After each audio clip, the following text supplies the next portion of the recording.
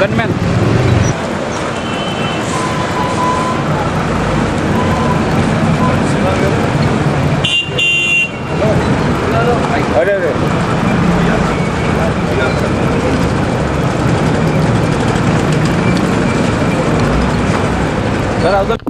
ఇదొక విచిత్రమైనటువంటి కేసు. ఇది ఇందులో ఓ 3 కేసులు తర్వాత ఇంకెక్కువ ఉండొచ్చు, కానీ ఒక కేసు వీళ్ళని రిమాండ్ చేసినారు.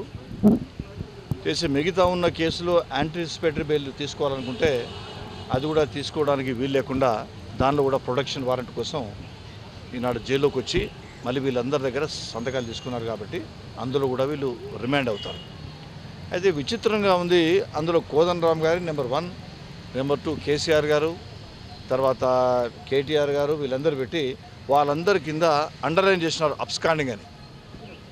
వాళ్ళు టీవీలలో కనపడుతున్నారు, రోజు మీడియా ముందు ఉంటున్నారు, మీటింగ్లో ఉంటున్నారు. తర్వాత వాళ్ళందరూ పోలీస్ స్టేషన్లో పోయినారు వీళ్ళందరూ చూడడానికి. వీళ్ళందరినీ యాజ్ యూజువల్ సాధారణంగా కొన్ని పోలీసులు చేసేటువంటి పొరపాటే వీళ్ళందరూ ఒక మాజీ మంత్రిగా ఇప్పుడున్నటువంటి ఎంపీ వీళ్ళందరిపైన కూడా అబ్స్కాండింగ్ అని పెట్టినారు, దొరకడం లేదని. వాళ్ళకు పెద్ద ఫుల్ ఎస్కాట్ మీరే ఇస్తారు, పోలీస్ ఎస్కాట్తో ఉన్నారు, వాళ్ళు బుల్లెట్ ప్రూఫ్ కాల్లో తిరుగుతున్నారు. అయినప్పుడు కూడా వాళ్ళు మాకు దొరకడం లేదంటే వీళ్ళు భారతదేశ పోలీసా లేక ఇంకేదైనా విదేశీ పోలీసా అర్థం కాదు. ఇది ఇటువంటి ఒక విచిత్రమైనటువంటిది. తర్వాత శ్రీరంగారావు అడ్వకేట్ గారి మీద మిగతా బార్ అసోసియేషన్ సెక్రటరీ ఆయన కూడా పెట్టింది. ఎందుకంటే ఈనాడు చాలా సమర్థవంతంగా ప్రభుత్వం విఫలమైన ఇమార్ ప్రాపర్టీసు, రెహజాకి సంబంధించినటువంటి ఆ ప్రాపర్టీస్ కేసు, సీమాంధ్ర మంత్రులు ఎవరైతే తెలంగాణ కోరుకునే వాళ్ళు దేశ ద్రోహులు అయితే వాళ్ళు ఎవరున్నారో దానిపైన ఇవన్నీ కేసెస్ ఫైల్ చేయడం వల్ల ఆ కేసెస్ పైన ఆ ఎఫ్ఐఆర్ కూడా రిజిస్టర్ అయినాయి. దానికి సంబంధించినటువంటి విచారణ జరుగుతుంది, సిబిఐ విచారణ జరుగుతుంది కాబట్టి శ్రీరంగారావును ఏ విధంగానైనా లోపలే అనేటువంటి ఆలోచనతో ఆయన ట్యాంక్ బండ్ పైన ఉండి ఆయన న్యాయానికి మిలియన్ మార్చ్లో పాల్గొన్న వాళ్ళందరినీ కూడా వాళ్ళందరిపైన కేసు పెట్టడానికి వీలేదు. ఎవరైతే విగ్రహాలు ధ్వంసం చేసినారో మీరు సిట్టింగ్ జడ్జితో విచారణ జరిపి తప్పకుండా దాని బాధ్యులైన వారిపైన మీరు కేసు బుక్ చేసుకోవచ్చు.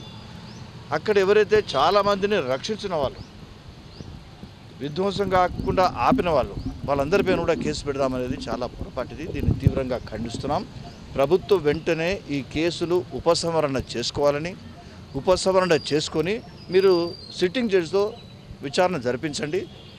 మొన్న ఆ మంత్రి గారు ఉన్నారు, నెల్లూరుకు సంబంధించిన మన కర్నూలు సంబంధించినటువంటి మరి ఎమ్మెల్యే గారు వెంకటేష్ గారు, వారు ఏమంటారంటే అన్నమాచార్యుడు అంటే మా రాయలసీమ వాళ్ళందరికీ ఆరాధ్యుడు, ప్రతి ఇంట్లో కూడా అన్నమాచార్య ఉంటాడనే విషయం చెప్పడం జరిగింది. ఒకసారి ఇటువంటి దురదృష్టకరమైనటువంటి సంఘటనలు వస్తే మీరు దేవుళ్ళను ఇటువంటి మహా మనుషులు వీళ్ళందరినీ కూడా వేరు చేయాల్సిన అవసరం లేదు. మనం ప్రత్యేక తెలంగాణ అంటే పరిపాలనా సౌలభ్యాన్ని కోసం 2 ప్రాంతాలు వేరు చేయాలంటున్నాం, కానీ 2 ప్రాంతాల ప్రజలు వేరు చేయాలనడం లేదు. ఇటువంటి మహానుభావులందరినీ కూడా వేరు చేసి చూపించాల్సిన అవసరం లేదు. అన్నమాచార్య కీర్తనలు ఈనాడు ఒక రాయలసీమనే కాదు తెలంగాణలో మొత్తం విశ్వమంతా కూడా ఉంటారు. కాబట్టి అటు మహనీయులను గుర్తించకుండా అసలు గుర్తించే పరిస్థితి వాళ్ళకు లేదు. ఎవరు చేసిన వాళ్ళకు గుర్తిస్తే వాళ్ళు ఈ విధంగా చేయరు. దాన్ని ఒక మంత్రిగా ఉండి ఆ విధంగా అనడం. మిగతా లగడపాటి రాజగోపాల్ ఆయన పోలీస్ కస్టడీలో ఉండి తప్పించుకొని వచ్చి ఉస్మానియా యూనివర్సిటీలో ఉస్మానియా హాస్పిటల్లో వచ్చి చేరిన అతను, నిమ్స్ హాస్పిటల్లో వచ్చి చేరిన అతను, నువ్వు ఎంపీగా ఉండి పోలీసుల కస్టడీలో ఉండి తప్పించుకొని వచ్చిన వాడిని నీపైన కేసు పెట్టాలి. అటువంటి వాడు ఈనాడు భారతీయ జనతా పార్టీ మీద మాట్లాడుతున్నాడు. నేను ఒక్కటే వీళ్ళని అడుగుతాను, ఇటువంటి దురదృష్టకరమైనటువంటి సంఘటనలు జరుగుతాయి, కానీ దీన్ని రాజకీయంగా వాడుకోవడం ఇంకా దురదృష్టకరం. మీరు దీన్ని ఆసరగా చేసుకొని తెలంగాణ ఉద్యమాన్ని అడ్డుకుందామని చూడడం అనేది మహా ద్రోహపూరితమైనది. నేను ఒక్కటి అడుగుతున్నా, నదిలో కలిపితే మీరు ఇంతవరకు కూడా ఆలోచించినాడు అసలు ఎక్కడున్నది ఆ విగ్రహం అనేది.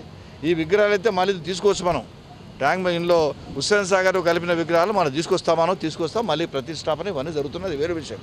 అసలు నీలం సంజీవరెడ్డి గారి సంగతి ఏంది, ఆ విగ్రహం సంగతి ఏంది? మీరు ఆ విగ్రహాన్ని ప్రతిష్టాపన చేయండి, అన్నీ కూడా ప్రతిష్టాపన చేద్దాం. కాబట్టి ఒక దురదృష్టకరమైనటువంటి సంఘటన వస్తే దాన్ని ఆసరాగా చేసుకొని ఒక మహా ఉద్యమాన్ని ఈనాడు తెలంగాణ ప్రజలు 4 కోట్ల మంది కేవలం తెలంగాణ, ఆంధ్ర, భారతదేశమే కాదు ప్రపంచవ్యాప్తంగా ప్రఖ్యాతిగాంచినటువంటి ఉద్యమం ఇది. ఈ ఉద్యమాన్ని అడ్డుకునే పరిస్థితి లేదు. వెంటనే ప్రభుత్వం ఈనాడు రియలైజ్ చేయాలి. మళ్ళీ ట్యాంక్ బండ్ పైన మీరు విగ్రహాలు పెట్టుకుంటానంటే నేనంటాను వ్యక్తిగతంగా, ప్రత్యేక తెలంగాణ వచ్చిన తర్వాత అదే శ్రీనారాయణ రెడ్డి గారిని కోరి మరి ఏ విగ్రహాన్ని ఎక్కడ పెట్టాలని ఆలోచిస్తాం మనం. ఆ మహానుభావులందరినీ కూడా తప్పకుండా సముచితమైన గౌరవం ఇవ్వాలి. మళ్ళీ దాని పేరట మళ్ళీ విగ్రహాలని, లేకపోతే కొంతమంది కౌలు నిన్నపోయినారు, మళ్ళీ ప్రొవోకేటివ్ స్టేట్మెంట్స్, మళ్ళీ రెచ్చగొట్టే ప్రయత్నం చేసేటువంటి పరిస్థితి సరైనది కాదు. కాబట్టి వెంటనే ఇటు దాని గురించి మర్చిపోండి. మళ్ళీ మీరు జ్యుడిషియల్ ఎంక్వైరీ వేయండి. వేసిన తర్వాత పరిస్థితిని కూడా సర్దుమణుతాయని నేను వాళ్ళందరూ కూడా విజ్ఞప్తి చేస్తున్నాను. ఈనాడు వెంటనే పార్లమెంట్లో ఆర్టికల్ 3 ప్రకారంగా Congress party bill ప్రవేశపెట్టాలని Bharatiya Janata party మద్దతు ఇవ్వడానికి సిద్ధంగా ఉంది. మేము 3 రాష్ట్రాలు ఇచ్చిన దానికన్నా చాలా చక్కటి ఇప్పుడున్నటువంటి సమీకరణ ఉంది. త్వరితగతిన ఈనాడు ప్రత్యేక తెలంగాణ ఏర్పడేటువంటి అవకాశం ఉంది. కాబట్టి వెంటనే బిల్లు పెట్టాలని మేము డిమాండ్ చేస్తున్నాం.